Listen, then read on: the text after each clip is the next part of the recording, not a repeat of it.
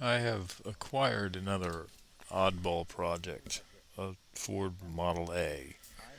Forget anything about a factory restoration or a near century of stewardship that would take a vehicle from the dawn of the internal combustion car to the dawn of the electric car. There was no care taken in the upkeep of this vehicle. The previous owner had never had it registered, and as far as I can tell, he never really did anything with it at all. He said that he acquired it back in the early 2000s from a pair of brothers in town who had used to race these cars back in the 70s. He said it was in sad shape when he got it, and then it sat outside on his property for 20 years. And the car looked the part. Not like a race car, not at all, but rather like a car that had been repeatedly put back together out of parts from other cars and then had sat outside New England for 40 plus years. There was no interior or roof at all. There was a seat spring without a stitch of upholstery. It was supported by what I figured was the rumble seat flipped upside down and booger welded to the frame. The cowl was not in bad shape for an 80-year-old car, and the entire hood was there. The windshield glass is intact, and the windshield frame is all there, but it doesn't appear to be long for this world. So, why did I buy it? To be honest, it was kind of an accident. I was taking part in an online auction, bidding on a Ford 9N tractor. I noticed that the same seller had this Model A up for bid, and I mistakenly assumed that it would serve as spare parts for the tractor. I don't know, it was late at night, so I just threw down a placeholder bid, never thinking that I'd win. Yep. So now I own a rusty backyard racer built Model A. Before we even discuss what I might do with it, we need to talk about what's wrong with it.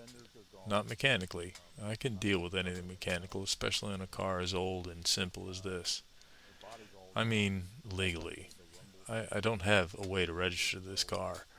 I have a bill of sale from a guy that can honestly say that he owned the car for 20 years. But what's missing is a VIN. These cars predate any form of VIN. Traditionally, what was used was the car's serial number, which was stamped on the engine block at the factory.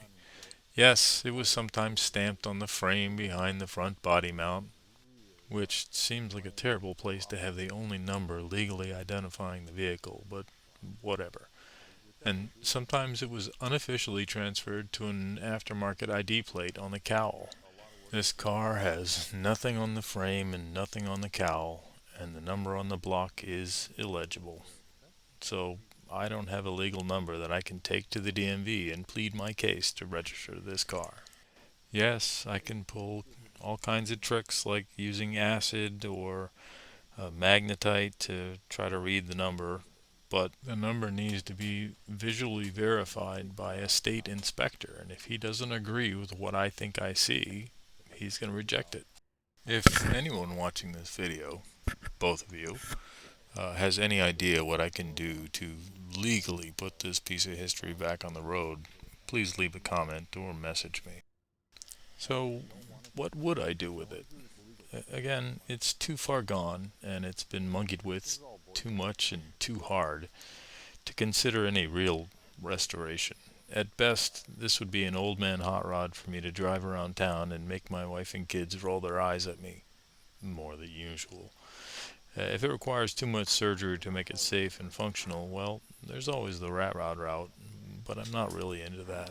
If I absolutely can't make the legal avenue work, well, I'll just make a buggy to scoot around my property with.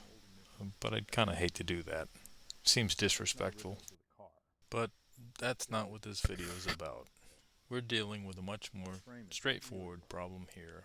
I need to get this rusty heap off my functional car trailer. And I don't just want to drop it somewhere because, knowing me, that's where it'll stay until my kids have to deal with it. So I plan to transfer it to another trailer that I have, but it's not a car trailer, it's an old camper trailer. Come along with me as we create the sketchiest deck over car trailer ever seen.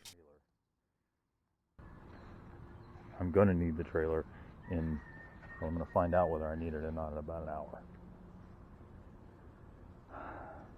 Yeah. Alright, that was the talkie video.